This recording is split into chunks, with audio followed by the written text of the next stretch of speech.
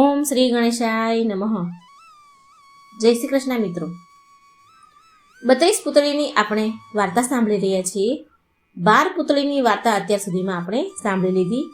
આજે આપણે સાંભળીશું 13મી પૂતળીની વાર્તા, માદલી પૂતળીની વાર્તા, સાગરની વાર્તા. 32 પૂતળીઓની વાર્તા મિત્રો આપણે આપણા ચેનલમાં મૂકીશું. તમારે જો સાંભળવી હોય અને કોઈને સંભળાવવી હોય તો આ ચેનલમાં જઈને જુઓ અને શેર કરજો. વાર્તાઓ સારી લાગે તો લાઈક અને શેર કરવાનું ભૂલશો નહીં અને આ ચેનલને સબસ્ક્રાઈબ જરૂર કરી દેજો. કોમેન્ટ બોક્સમાં જણાવજો કે તમને અમારી વાર્તાઓ કથાઓ કેવી લાગે છે, જેથી અમને પણ આગળ નવી નવી વાર્તાઓ શિક્ષા આપે, જ્ઞાન આપે એ વાર્તાઓ તમારા સુધી પહોંચાડવા માટેનું પ્રોત્સાહન મળે. તો ચાલો આપણે સાંભળીએ 13મી પૂતળીની વાર્તા, સાગરની વાર્તા. ઓમ નમઃ શિવાય. હર હર મહાદેવ. ઓમ નમો ભગવતે વાસુદેવાય. ભોજ રાજા 13મે દિવસે મોટી આશા સાથે સિંહાસન ઉપર બેસવા જાય છે. ત્યાં સિંહાસનમાંથી 13મી માદલી નામની પુતળી બહાર આવીને બોલી ઉઠી, રાજન થોભો, તમારાથી સિંહાસન ઉપર નહીં બેસાય. જે વિક્રમ રાજા જેવા દિલેર, દયાળુ અને પ્રતાપી હશે તે જ તેના ઉપર બેસી શકશે. વિક્રમ રાજા કેવા હતા તે જાણવા માટે સાગરની વાર્તા સાંભળો. વિક્રમના દરબારમાં પંડિતોને માન, પંડિતના કહેવા થકી દીધું સાગર દાન. વિક્રમ રાજાના દરબારમાં ક્યારે બહુ પંડિતો એકઠા થઈ જતા ત્યારે રાજા પંડિતોને જાત જાતના પ્રશ્ન પૂછે, તેમની બુદ્ધિનું માપ કાઢતા. એક દિવસ રાજાએ પંડિતોને પૂછ્યું, માનવીને સુખ શું કરવાથી મળે છે? એક પંડિત કહે, સત્ય બોલવાથી સુખ મળે. બીજો પંડિત કહે, સુપાત્રને દાન કરવાથી સુખ મળે. ત્રીજો પંડિત કહે, ઈશ્વરની ભક્તિ કરવાથી સુખ મળે. અંતમાં એક વૃદ્ધ પંડિત બોલ્યા, લક્ષ્મી હોય ને તો સર્વ સુખ આવી મળે. જગતમાં લક્ષ્મીની જ બોલા છે. વિક્રમ રાજાએ વૃદ્ધ પંડિતને કહ્યું, તમારું કહેવું ખરું છે તો એ બતાવો કે શું કરવાથી અખૂટ લક્ષ્મી મળે. વૃદ્ધ પંડિત કહે, અન્નદાતા, આપ શ્રદ્ધાપૂર્વક વિષ્ણુ યજ્ઞ કરો, તેમાં ભાગ લેવા સાગર દેવને વિનંતી કરો અને યજ્ઞની પૂર્ણાહુતિ બાદ સાગર દાન કરો તો આપને એટલું બધું દ્રવ્ય મળે કે જે કદાપી ખૂટે નહીં. વિક્રમ રાજાએ સાગર દાન વિશે પૂછ્યું તો પંડિતે ખુલાસો કર્યો કે યજ્ઞની પૂર્ણાહુતિ બાદ યજ્ઞ કરનારા પોતાના સર્વસ્વનું દાન કરી પહેરે લુગડે પોતાના કુટુંબ સાથે ઘરની બહાર નીકળી જાય અને જતી વખતે સાગર દેવના આશીર્વાદ લે તેને સાગર દાન કહેવાય છે. આપનામાં આ ભોગ આપવાની હિંમત હોય તો વિષ્ણુ યજ્ઞ પ્રારંભ કરો. ધર્મના કામમાં ઢીલ શી? વિક્રમ રાજાએ તાબડતોડ યજ્ઞની તૈયારી કરાવી. નગરને પણ શણગારી દીધું. શુભ મુહૂર્તે પંડિતોએ શ્લોકો અને મંત્રોના પવિત્રો ઉચ્ચારણથી યજ્ઞ મંડપને ગજાવી મૂક્યો. વાતાવરણ પવિત્ર બની ગયું. સૌ ભક્તિના રંગે રંગાવા લાગ્યા. યજ્ઞના દર્શન કરીને ભાવિકો પોતાના અહોભાગ્ય માનતા હતા. વિક્રમ રાજા પ્રસન્ન વદને નિહાળી રહ્યા હતા. જ્યારે પંડિતો તેમને ભાગ લેવાનું કહેતા ત્યારે ઉઠીને ભાગ લેતા હતા. યજ્ઞની પૂર્ણાહુતિ બાદ વિક્રમ રાજાએ છૂટે હાથે દાન દેવા માંડ્યું. પંડિત સાગરને આમંત્રણ આપવા ગયેલ તે પછી તુરત જ રાજાએ દાનનો પ્રવાહ વહેડાવા માંડ્યો હતો. લોકોના ટોળા દાન લેવા આવતા હતા. આ ધમાલમાં વિક્રમ રાજા સાગરને જાતે આમંત્રણ આપવાની વાત વિસરી ગયા હતા. દાન આપવા બેઠેલા વિક્રમ રાજાએ પોતાનું સર્વસ્વ દાનમાં આપી દીધું.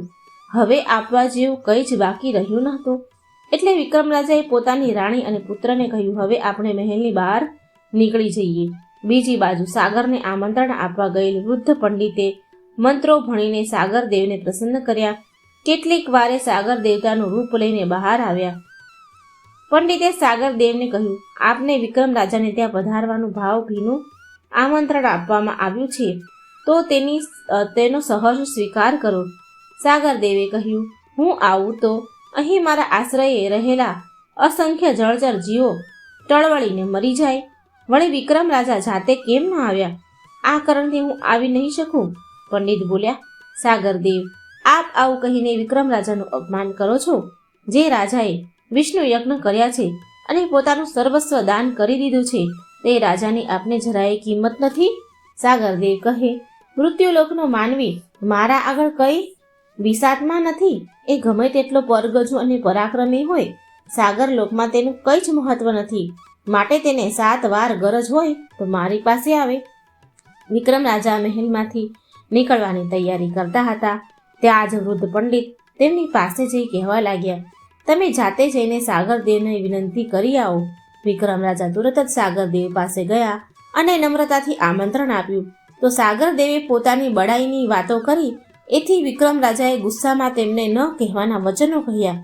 પછી તો સાગરદેવને એટલો બધો ક્રોધ વ્યાપી ગયો કે દરિયામાં પવન પાણીનું પ્રચંડ તોફાન મચાવી દીધું.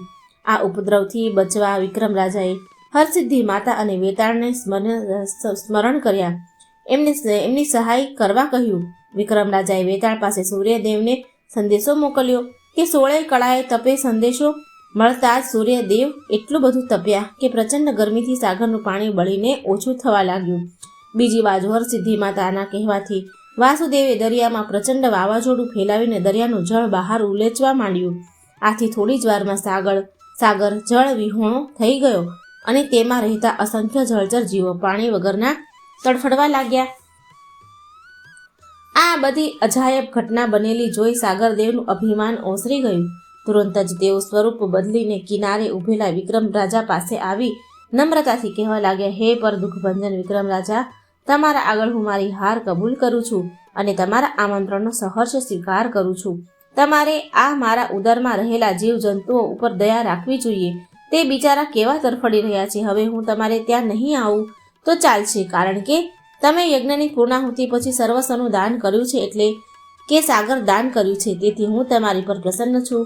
ત્યાં આવીને મારે તમને આશીર્વાદ આપવાના હતા તે અહીં તમને આપું છું અને તમને એવી અલૌકિક ચીજ વસ્તુઓ ભેટ આપું છું કે જેનાથી તમારી દરેક મનોકામના સિદ્ધ થશે. આમ કહી સાગરદેવે વિક્રમ રાજાને 5 રત્નો બતાવીને કહ્યું, આ 5 રત્ન જુદા જુદા ચમત્કાર કરે છે. એક રત્ન હાથમાં રાખવાથી જેટલા જર ઝવેરાતનો સંકલ્પ કરશો તે ખજાનામાં આવી પડે. બીજું રત્ન હાથમાં રાખી તમે જેટલા સૈન્યનો સંકલ્પ કરો તેટલું સહસ્ત્ર સૈન્ય તમારી છાવણીમાં ખડું થઈ જશે. ત્રીજું રત્ન હાથમાં રાખી તમે જેવા વસ્ત્રો અને આભૂષણનો સંકલ્પ કરશો તેટલા અને તેવા આભૂષણો પળવારમાં આવી મળશે. ચોથું રત્ન ઈચ્છા પ્રમાણે મેવા મીઠાઈ આપશે અને 5મું રત્ન તમે જીવની જેમ જતન કરીને જાળવી રાખશો તો મૃત્યુ બાદ મોક્ષના અધિકારી બનશો. વિક્રમ રાજાએ સાગરદેવને નમન કરી પંચરત્નોનો સ્વીકાર કર્યો ને પોતે કહેલા કડવા વચનો બદલ ક્ષમા માંગી. સાગરદેવે પછી આશીર્વાદ આપ્યા એટલે વિક્રમ રાજા ત્યાંથી મહેલ ગયા. વિક્રમ રાજાને વૃદ્ધ પંડિતની બુદ્ધિથી અમૂલ્ય એવા 5 રત્ન મળ્યા હતા. તેથી તેમણે પંડિતને 1 રત્ન આપવાનું નક્કી કર્યું. પછી પંડિતને બોલાવીને 5 રત્નો બતાવી અને તેની ઉપયોગિતા જણાવી 1 રત્ન પસંદ કરવા કહ્યું. પંડિતે કહ્યું, હું ઘેર જઈ મારા પરિવારને પૂછી જોઉં કે તમને કયું રત્ન પસંદ છે. રાજાએ કહ્યું, જઈને પસંદગી જણાવી લાવો એટલે તેમને 1 રત્ન આપી દો. પંડિતે ઘેર જઈ 5 રત્નોમાંથી 1 રત્ન પસંદ કરવાનું કહ્યું તો દરેક જુદી જુદી પસંદગી બતાવી. દરેકે જેટલા માથા એટલી મતી. બધાયના જુદા જુદા મત સાંભળીને વૃદ્ધ પંડિત મૂંઝાયા કે આ તો ભારે થઈ. હવે રાજા પાસે મારે કયું રત્ન માંગવું? મૂંઝાયેલ પંડિત રાજા પાસે આવ્યો ને બધી વાત કરી. કહ્યું, અન્નદાતા, હે અન્નદાતા, હું 1 રત્ન લઈ જઈશ તો ઘરમાં કકળાટ થશે અને તેથી કંઈ અર્થ સરશે નહીં. માટે ક્યાંક તો તમે 5 રત્નો મને આપી દો અને ક્યાંક તો 5 રત્ન આપ રાખી લો. વિક્રમ રાજા તો પારકાના સુખ ખાતર પોતાના સુખનો ભોગ આપે તેવા હતા. તેથી 5 રત્નો રાજી ખુશીથી પંડિતને આપી દીધા. આ વાત લોકોએ જાણી ત્યારે સૌ વિક્રમ રાજાની ભલાઈને બિરાદવા લાગ્યા. માદલી પુતળીએ સાગરની વાર્તા પૂરી કરી. ભોજરાજાને કહ્યું, આવી રીતે સર્વસ્વનો ત્યાગ કરનાર રાજા આ સિંહાસન ઉપર બેસી શકે છે. આટલું કહીને માદલી પુતળી બધાને આશ્ચર્યમાં ગરકાવ કરી સરળ કરતી આકાશમાં ઉડી ગઈ. તો મિત્રો, આ હતી 13મી પુતળીની વાર્તા, માદલી પુતળી સાગરની વાર્તા. જો મિત્રો તમને આ વાર્તા પસંદ આવી તો વિડીયોને લાઇક અને શેર કરવાનું ભૂલશો નહીં. કોમેન્ટ બોક્સમાં ભગવાનનું નામ એકવાર જરૂર લખી દેજો. જય શ્રી કૃષ્ણ. રાધે રાધે. Thank you.